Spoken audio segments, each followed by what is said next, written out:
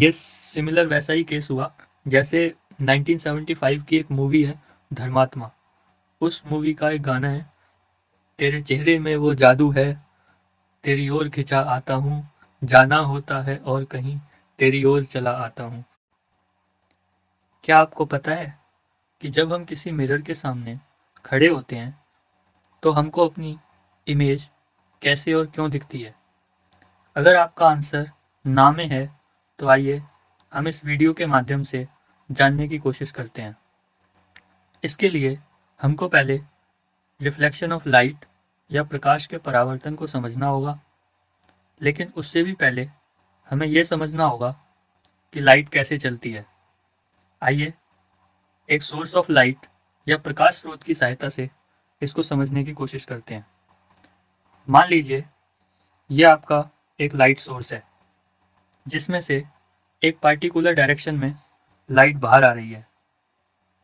अगर आप ऊपर से या फिर नीचे से लाइट रे या इस प्रकाश की किरण को देखने की कोशिश करोगे तो आपको वो नज़र नहीं आएगी, क्योंकि उस डायरेक्शन में लाइट रे जा ही नहीं रही है।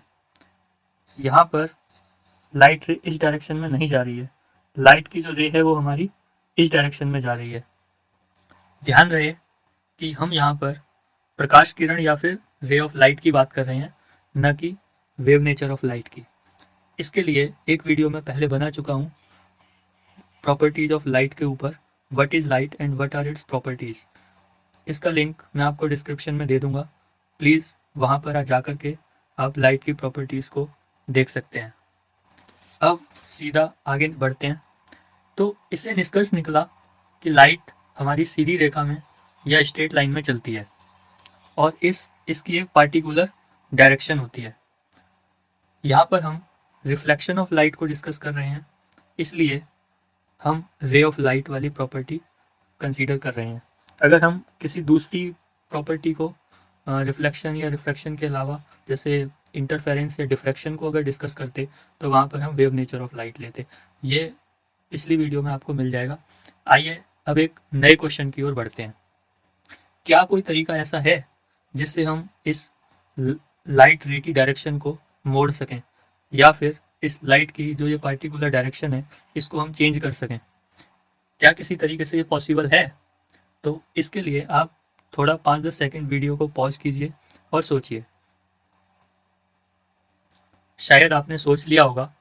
तो इसके दो आंसर पॉसिबल हैं। अगर आपको आंसर हाँ में मिला है तो अब आप वीडियो को दोबारा पॉज कीजिए और ये सोचिए कि हम कैसे मोड़ेंगे। अगर आप ये सोचते हैं कि रे ऑफ लाइट की डायरेक्शन को नहीं मोड़ा जा सकता है तो कृपया इसका रीजन दीजिए, क्योंकि आंसर से ज़्यादा ज़रूरी रीजन होता है कि जो आप आर्गूमेंट दे रहे हैं उस आर्गूमेंट में कितना लॉजिक है। वो लॉजिक इंपॉर्टेंट होता है। आप इसका आंसर कमेंट बॉक्स में लिख सकते हैं। यह मेरा आपसे अनुरोध है। होपफुली आपने इसका आंसर सोच लिया होगा कि अगर हम लाइट को उसके रास्ते से मोड़ना चाहते हैं तो हम कैसे मोड़ेंगे। जब हम किसी रे ऑफ लाइट के रास्ते में एक मिरर रख देते हैं, पॉलिश्ड मिरर रख देते हैं, तो वो अपने रास्ते से बेंड हो जाती है और अपने रास्ते से भटक जाती है।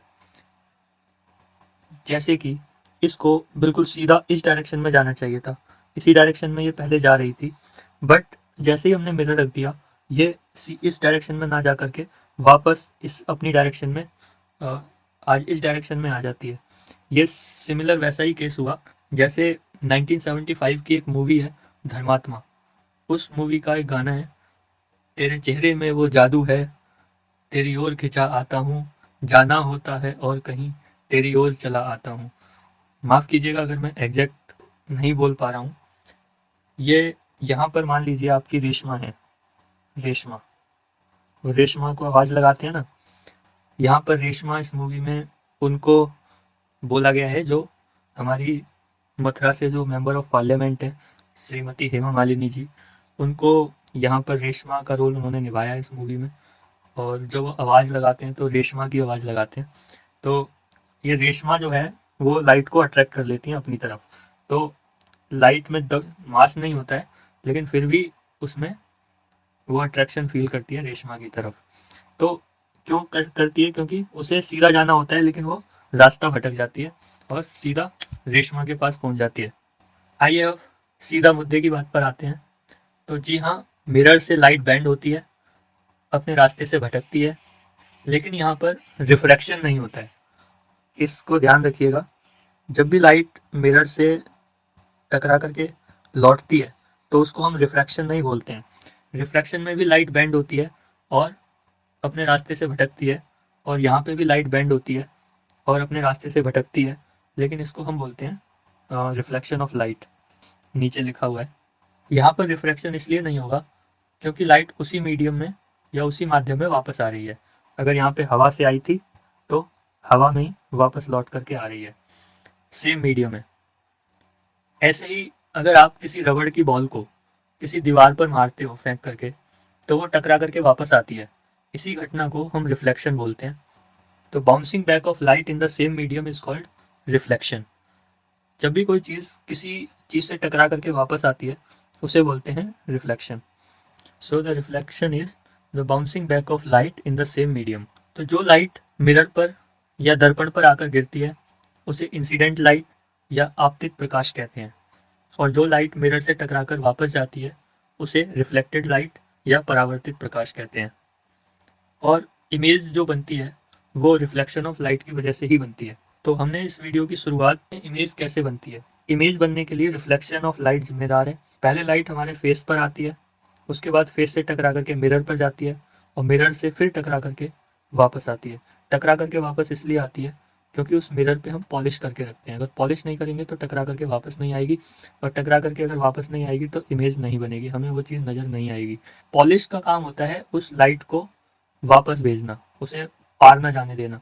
अगर लाइट पार चली गई तो उसे ट्रांसमिशन बोलते हैं, वो हम बाद में डिस्कस करेंगे।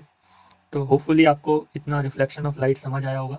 लेटरल इन्वर्जन क्या होता है और प्लेन मिरर में इमेज फॉर्मेशन कैसे होता है, ये हम आने वाली वीडियो में डिस्कस करेंगे। लॉज ऑफ रिफ्लेक्शन भी डिस्कस करेंगे।